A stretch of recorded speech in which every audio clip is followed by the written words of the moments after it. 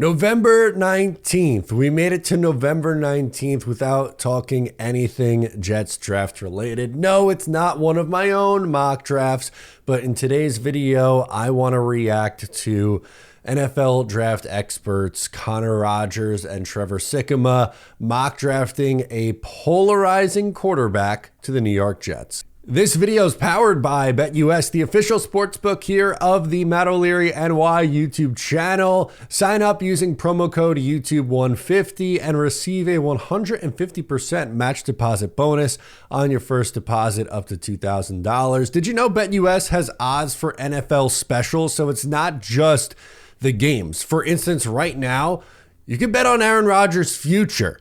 If you think Aaron Rodgers will retire before free agency or before the start of the regular season next year, you can place a wager on that. Personally, I think he tries to play in 2025, but if you're on the other side of the coin, you think he's done, well, both options are plus money with the better odds that he retires before the start of free agency, which is plus 300. Get in on the action, sign up using promo code YouTube150. So Jalen Milroe, the quarterback of Alabama, was the draft pick to the New York Jets at pick number 7. Now, he's a very polarizing player. I feel like all the quarterbacks in this draft class are very polarizing. Here's my initial thought about this quarterback class before even getting into just specifically Jalen Milroe. I think there's something that you could find with each one of these guys to make you go, maybe not the guy for me. But also at the same time, I think there's something that you could latch on to each one of these guys. And if you're a believer in that specific trait, it can make it appealing enough for you to go, okay, I like that guy. I'm going to take my bet on him. So Milroe, 6'2", 225, is an elite level athlete. He is a runner. 4.6 40-yard dash is where he's at, which is 90th percentile for quarterbacks. Not quite a Lamar Jackson 4.3 something, but 4.6 is elite speed, and he is exactly that, a running quarterback. In 10 games this year as the starter for Alabama, 608 yards, 60.8 yards per game rushing, and 17 rushing touchdowns. As a passer, he has 2,232 yards, 15 touchdowns, 6 picks, 223.2 yards per game, and a 162.4 rating. So we'll start with the positives. We'll start with his strengths, then talk about some weaknesses, and then we'll get into how the Jets or how any team potentially could make it work with Jalen Milroe. So as I mentioned, the elite athleticism, he is just a constant threat to take off with his legs. If things aren't there in the pocket, he could just tuck in and run.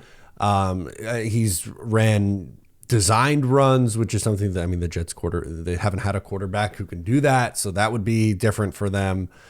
People are asking about his arm. He has a strong arm. He can make every throw on the field. We'll get to accuracy in a little bit. That would not be ranked in one of his strengths, but if you're concerned about can he make the throws on the field, yes, he has the arm strength to do it. The accuracy, maybe a little bit of another question here. As for like clutch performances, point to the Iron Bowl from last year. I thought it was a really strong performance from him in a big spot. Like, there's been some pretty pressure-packed situations for Jalen Milroe, and I thought he stepped up and did a pretty good job in each one of those spots. He's willing to stand in and take a hit while delivering the football as a passer, which I think is a strength. And even in the rushing attack, and when he tucks in and runs, he's not afraid to lower the shoulder, which can give you a little bit of a pause as you watch your quarterback lower their shoulder into somebody. But it kind of just goes to show you the athlete that he is. Another positive, he has experience in a pro-style offense. That's what Alabama runs there. They use a lot of NFL concepts. And since they play in the SEC, they play a lot of really good competition, which is one of the many differences between the Jets' last 2 quarterback swings. Sam Darnold out of USC, Zach Wilson out of BYU. You're not really going to say that either one of those teams are necessarily going up against these great defenses, but at least for Jalen Milroe, you can make that argument of, hey, he's playing elite level competition. For the weaknesses, and believe me, there are, the footwork is inconsistent and his mechanics aren't great. It's just not there on a consistent level, and that's something that I think he needs to work on before becoming a regular starter and having the chance to be a plus starter in the NFL. His release is also a little bit slow. The processing could be quicker. And those are some legitimate issues and some legitimate concerns. And if you see that, and if you watch enough of Jalen Milroe and go, I'm not convinced the footwork can get fixed, I'm not convinced the mechanics could get fixed, and same thing with the release. Totally get it. I'm not going to give you pushback on that. I think it's a fair criticism, and if that's where you stand, that's where you stand.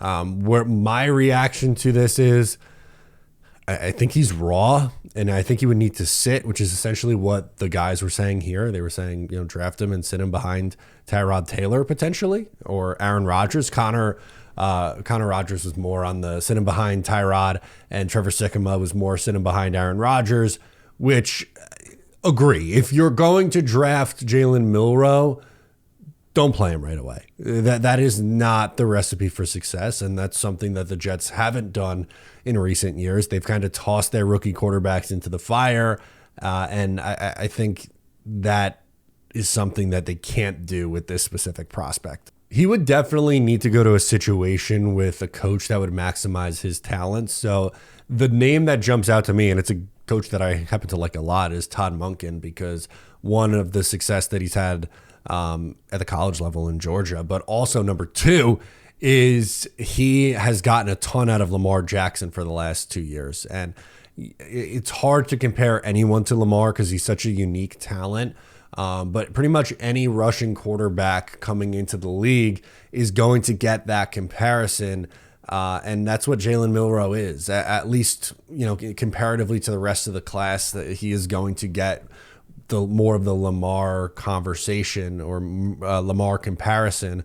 So why not hire the coach that is the offensive coordinator for Lamar Jackson and has got him to one MVP and potentially another this year? He's won MVP in 2019, but Lamar won it last year and is one of the candidates to win it again this year. And it's not all because, but a big part of it has to do with the offense that Todd Monken is running there. So why not hire Todd Monken to be the Jets head coach? And like I said, with Milroe, I think he's I think he's genuinely kind of the opposite from the last couple quarterbacks the Jets have taken. Sam Darnold and Zach Wilson were guys who were considered pretty much consensus top picks. I think most people considered Sam Darnold to be the number one quarterback of that 2018 draft class. He was there for the Jets at 3. That felt consensus. In 2021 with Zach Wilson, it was either Zach Wilson or Justin Fields. And I think most NFL draft analysts would have both those guys as, projected top 5 picks. Milroe, not really the case. Some view him that way. Others view him as a late first or second round guy. So some might say he's a reach at pick number 7. And I kind of see why. Like, I'm going to be honest with you, he's not my favorite quarterback prospect ever. He's just isn't. I don't think you're going to find a quarterback in this draft class that is going to be like, I've watched out of all the quarterbacks I've ever seen, like this is my guy. This is the one. But is there a world where if it's done right, he can work at the next level? Yeah, I think that's absolutely the case. I think situation matters. With Milroe, again, I think you're setting yourself up for disaster if you don't have a good offensive coach or coordinator, depending on who you hire, if you're asking him to start right away, and if you're asking him to throw the ball a lot. You got to play to his strengths. I think he needs to sit and develop. I'm not opposed to the pick. I'm lukewarm on it at best. So anyway, just wanted to share my reaction on Jalen Milroe. I think it was an interesting pick, interesting exercise, and if done right, could be something that we can get excited about. But I want to hear from you guys. Let me know in the comments if this is a player that you would be interested in for the New York Jets. Do you think they should go this way? Let me know. I'm Matt O'Leary, and I'll catch you next time.